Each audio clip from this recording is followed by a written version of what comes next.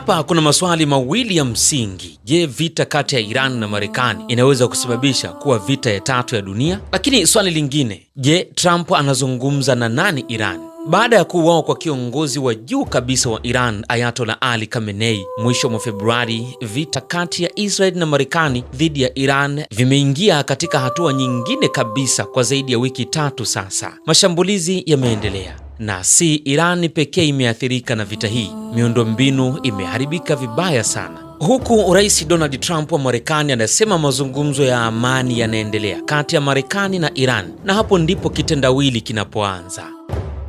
Viongozi wakuu waliokuwa wakishikilia mifumo ya uamuzi nchini Iran wameuawa. Ali Larijani hayupo tena. Esmail Khatibu pia amefariki na wengine wengi ndani ya jeshi na usalama wameuawa. Sasa swali bado litabaki.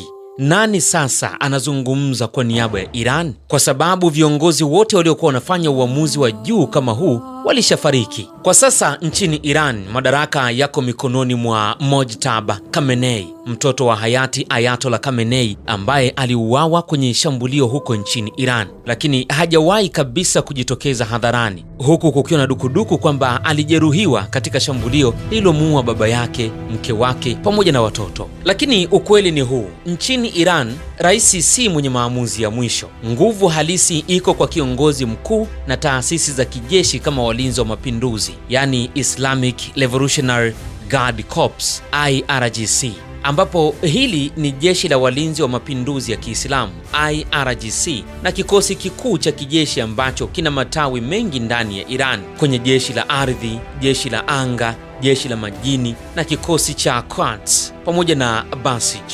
Linaongozwa na kamanda mkuu, Commander in Chief, ambaye huteuliwa na kiongozi mkuu wa Iran, Supreme Leader, na huripoti moja kwa moja kwake. Lakini bado hatujapata ukweli. Je, ni kweli kwamba kuna mazungumzo yanayoendelea ili kupatanisha Iran na Marekani? Misri, Pakistan na Uturuki wamejitokeza hadharani na kusema kuwa wanajaribu kuwapatanisha mahasimu hao wa jadi. Kuna taarifa kwamba wamekuwa na mawasiliano ya simu kati ya waziri wa mambo ya nje wa Iran, Abbas Araghchi, na mjumbe maalum wa Marekani kwa Mashariki ya Kati, Steve Witkoff. Lakini mazungumzo hayo yanaelezwa kuwa bado yako katika hatua za awali sana. Tarehe 15 Machi 2026, Araghchi aliiambia CBS News kwamba Iran haijawahi kuomba kusitishwa kwa mapigano katika vita vinavyoendelea dhidi ya Israel na Marekani. Aliongeza kwa kusema kwamba hii ni vita iliyochaguliwa na Rais Donald Trump na sisi tutaendelea kujilinda. Sasa je, kweli haya ni mazungumzo ya amani au ni mbinu ya kuomba muda kabla ya vita kali hata zaidi vya ardhini kuanza upya? Ama kweli ni kizungumkuti? Lakini hivi sasa Marekani imechukua hatua nyingine ya kimkakati katika Mashariki ya Kati. Safari hii si mashambulizi ya anga, bali ni kupeleka mfumo kikosi cha 82nd Airborne Division karibu na uwanja wa mapambano, na kiongozi wa kikosi hicho anaitwa Meja Jenerali Brandon Tegmeir pamoja na timu yake. Sasa wako mstari wa mbele kusimamia operesheni zote za haraka zitakazoamuliwa dhidi ya Iran,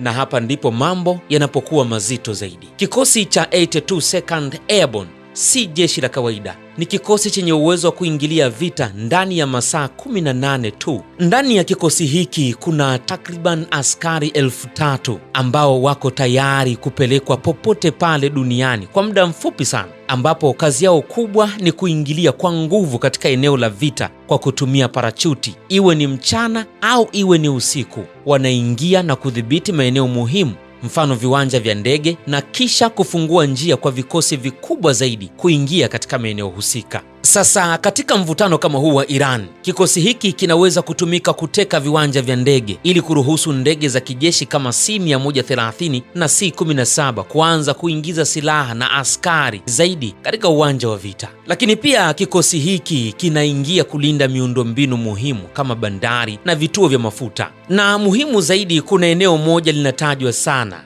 ambalo ni kisiwa cha Karg. Hiki ndicho kituo kikuu cha usafirishaji wa mafuta ya Iran. Sasa kikosi hiki kikidhibiti eneo hili kunaweza kuathiri moja kwa moja uchumi wa Iran. Lakini je, hilo linawezekana kirahisi?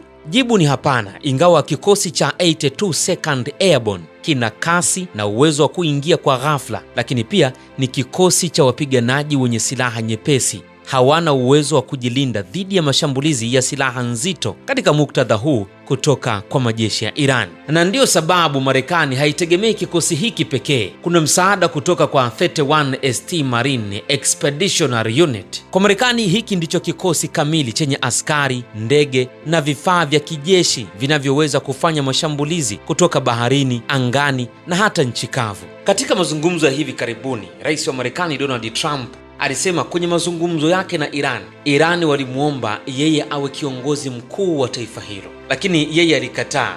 Kufuatia yale mazungumzo ambayo Donald Trump alisema anazungumza na Iran ilikanusha kwamba haifanyi mazungumzo yoyote na Donald Trump, huku Israel kwa upande wake imeapa kuendelea na mashambulizi endapo hakutakuwa na suluhu kwenye meza ya mazungumzo. Lakini hii hali ya kusema tunafanya mazungumzo huku Iran ikikataa, hali kama hii inaonyesha mkwamo unaofanana na ule uliotokea kwenye vita baina ya Urusi na Ukraine. Kila upande unataka vita iishe, lakini kwa masharti yake Marekani na washirika wake wanataka Iran isitishe mpango wake wa nyuklia, makombora ya masafa marefu na kuunga mkono makundi ya kigaidi kama Hezbollah na Wahoth.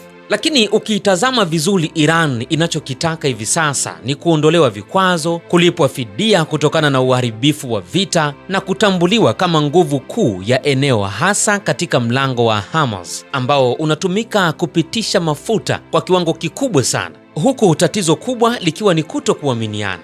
Iran haiamini Marekani baada ya mazungumzo ya nyuma kuvunjika, huku Marekani ikiihofia Iran kuchelewesha makubaliano baada ya mazungumzo. Nchi za Ghuba ambazo ziko katikati ya mvutano huu sasa zina hofu zaidi na zinatamani hali irudi kama ilivyokuwa awali, lakini hilo linaonekana kuwa gumu zaidi. Na kwa sasa Rais Donald Trump anaendelea kusisitiza kuwa mazungumzo yanaendelea, huku akiongeza shinikizo la jeshi katika eneo la Ghuba.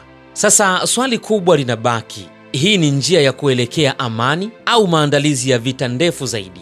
Lakini kwa mwenendo huu, dunia inaweza kuathirika kiuchumi, hasa kupitia kupanda kwa bei ya nishati duniani.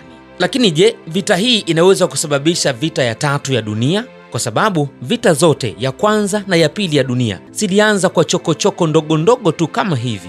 Hakukuwa na sababu ya ghafla iliyosababisha vita kutokea duniani.